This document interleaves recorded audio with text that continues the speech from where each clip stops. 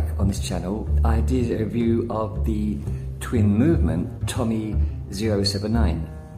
Now, having two movements in one watch wasn't the only unique feature of this watch, as it is also the only watch I know and have seen that can be used in any direction on the wrist. Today we'll be looking at the Tomi T-171, which, although may not be as unique as the 079, still shows that this brand has no identifying aesthetics in their watches.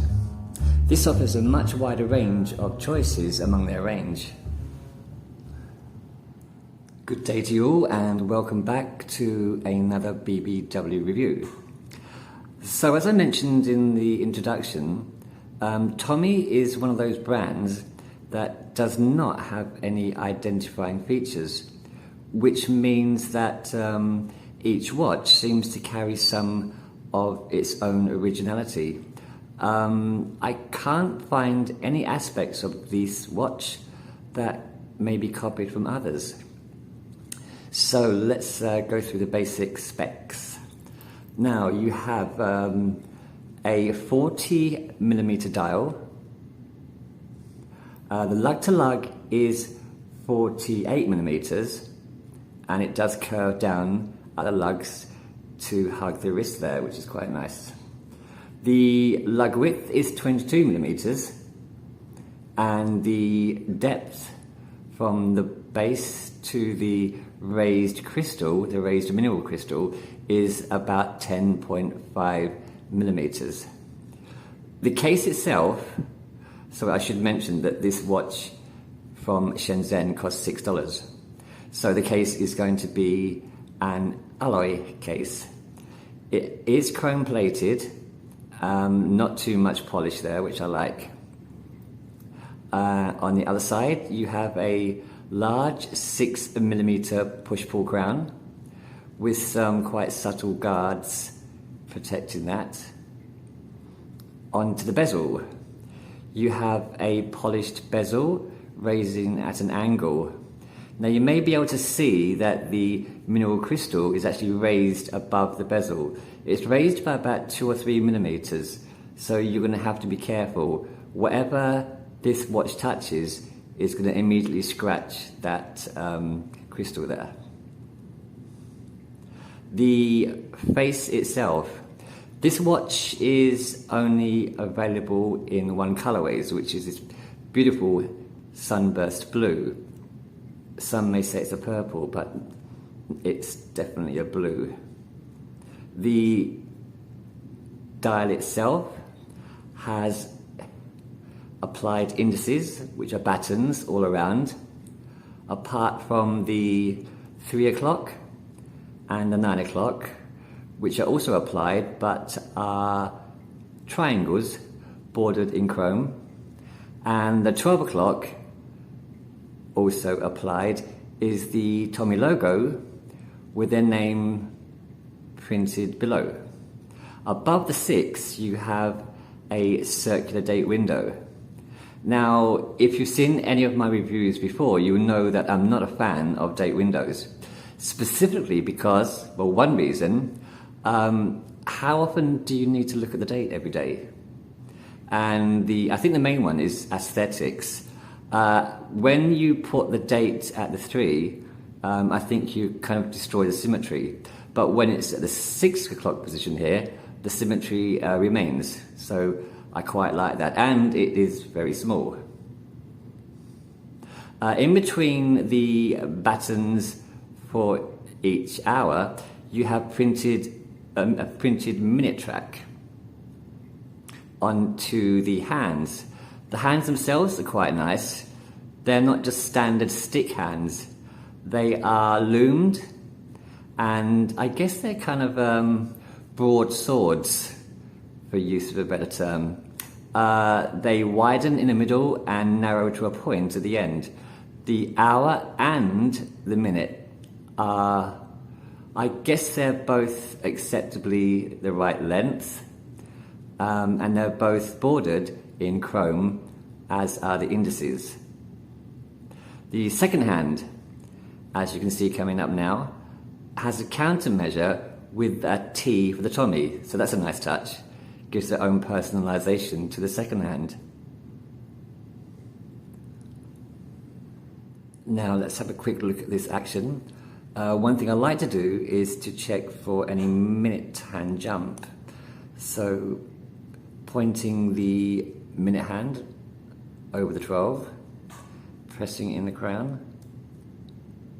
Not much of a jump there. I'll do it 3 times. Once more, over the 12, and that's perfect. Once more, over the 12. Ooh. No, that's fine. No minute hand jump there. Now onto the back of the watch. The back cover is a highly polished, almost mirrored stainless steel press-on cover, so you're limited to 30 meters of water resistance. Being almost polished to a mirror, it's quite difficult to see the details, but those details are standard, showing the water resistance, the brand logo Tomi, and the name Tomi below that.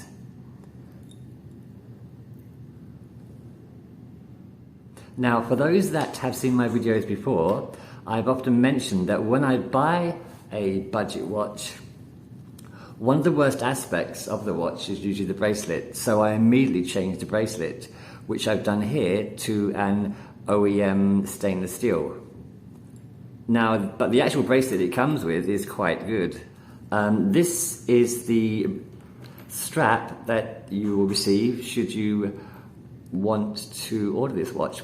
It's a nice leather. It's thick, but it's quite supple.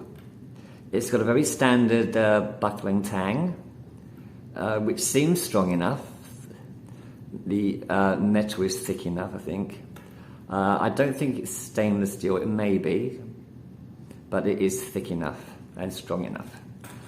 And it actually looks quite good on that black leather, which I don't actually mind. Actually, sometimes I think it looks better on the black leather, but here it is on the stainless steel. So I shouldn't really give you a wrist roll because it doesn't have the strap that it comes with supplied, but I will give one anyway. So here it is. The purpose of this wrist roll isn't to obviously show the strap, which you won't be getting, but to show just how the case itself fits on my 6.5-inch wrist. Let's have a look at this. Now, there is no overhang at all. As I mentioned earlier, these lugs do narrow down quite a lot, and they do hug the wrist there and there. So there's no gaps, no overhang at all. So a really nice fit, and it's quite slim. I'd guess this is somewhere between a sports watch and a dress watch. It's quite hard to define. But if you're wearing this outside, that sunburst is amazing. And it really does show off that colour blue, not purple. It is blue. And the chromed bordered hands do make telling the time at a glance very, very legible.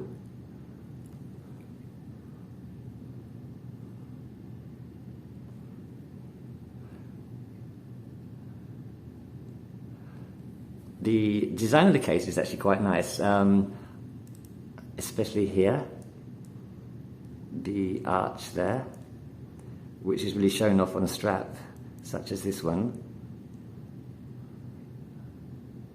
It really is a nice looking watch. Nothing special at all, but again, $6. With the OEM, I paid $4, so the whole package would cost you $10. Or you may decide to keep the black leather. And again, it does look really nice on that. Actually, thinking about that, I may change it back to the original black leather. Anyway, there you have it. the Tomi 171. And here we are back on the green chair. The one difficult thing I have with these reviews is trying to find problems, mainly because I can't be too critical with watches at this price, and at $6 I really can't find any problems at all. It's just a really good watch. It looks good, it feels good on the wrist, and trying to be as judgmental as possible, I can't find anything that I dislike about this watch. It's quite a positive review. I would definitely suggest it if you can find it online, and like me, I think you'd be pleasantly surprised buying it for this price, and pleasantly surprised once you've got it on your wrist. So that's it. Thanks for watching, and I hope to see you again with another budget bargain watch on the green chair. Until then, thanks for watching, and take it easy.